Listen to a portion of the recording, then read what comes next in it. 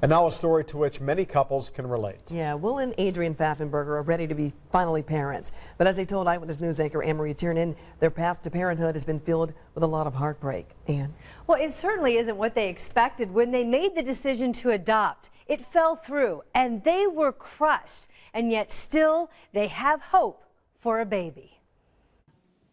We love that name, but we took it off the wall. In the nursery at home. We just couldn't look at it. The name they plan to give their daughter is still a secret. I think taking the letters off the wall were hard. It's pretty much a bunch of stuff. Will and Adrian Pfaffenberger showed us their still empty nursery as they shared their emotional journey of starting a family. We're almost to the Ohio border now. We're getting very excited and nervous. They documented their drive east so they'd be present for her birth.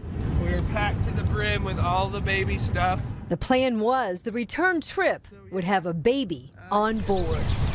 I mean, we bought this house thinking we were going to put children in it. But when pregnancies failed, they, like many couples, hoped to adopt. They saved. It's a huge financial commitment. They planned and prepared.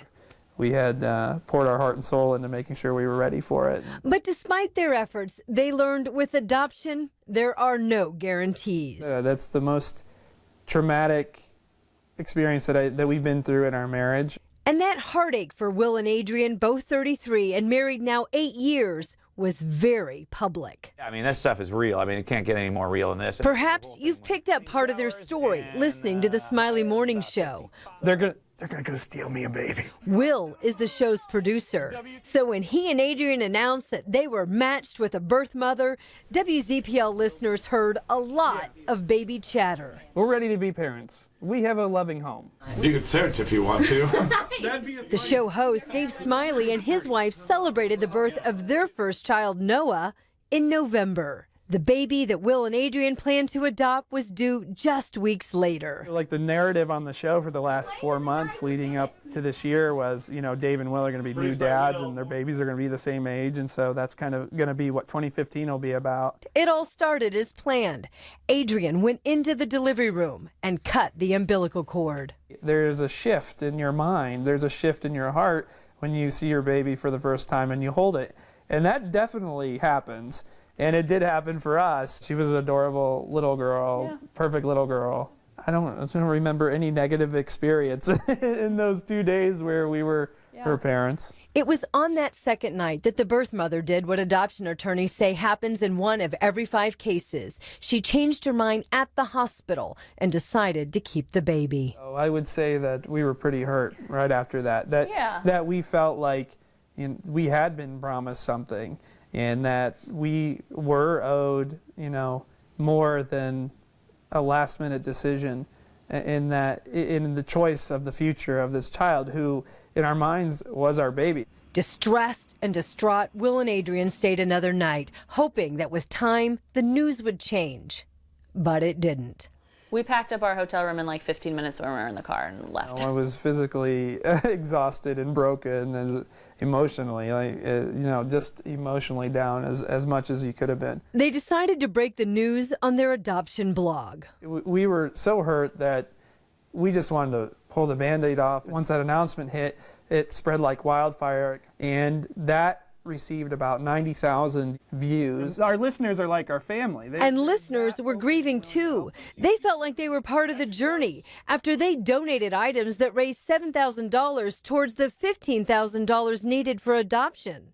I've had people come up to me in the grocery store and congratulate me for becoming a father, and I just it didn't work out. At home, Will and Adrian avoided the nursery Because we just unloaded and shut the door and didn't really want to go back in here. You just don't hold a baby you think is yours and then all of a sudden stop being parents just because somebody made a different decision. The whole thing when producer Will found out that the adoption fell through, I mean, that was a big deal. We just didn't want to see anybody. We didn't want to be anywhere.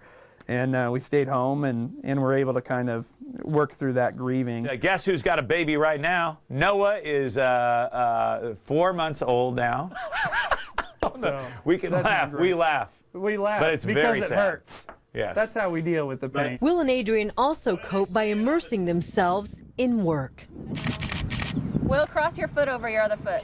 Adrian is a freelance photographer. Oh, you up so big? She's also a doctor of physical therapy. Where's the ball? The quest to care for and play with their own child costs more emotionally and financially than they expected, but they aren't giving up. You put your feet back there. Oh, Adrian is going to be the best mom.